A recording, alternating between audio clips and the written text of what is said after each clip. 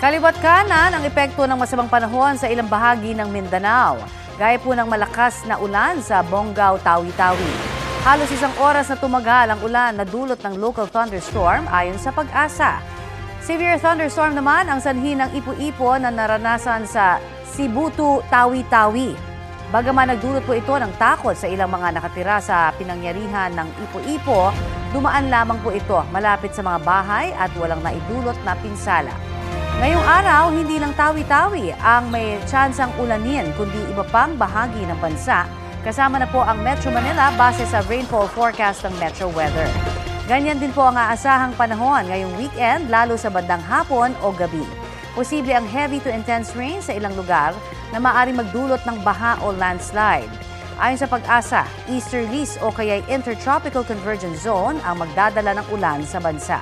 Hindi na magpapaulan sa Northern Luzon ang Bagyong Julian kahit nasa loob pa ito ng Philippine Area of Responsibility. Huli ang namataan 240 kilometers north-northwest ng Itbayat, Batanes.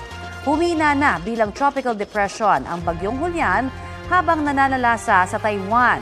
Sa mga susunod na oras, posibleng lumabas na ang bagyo sa landmass ng southern Taiwan at magpapatuloy ang paghina nito hanggang sa mag-dissipate o malusaw.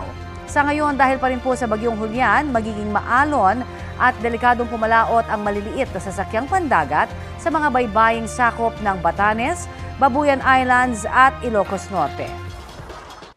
Kapuso, para sa mga maiinit na balita, mag-subscribe sa GMA Integrated News sa YouTube.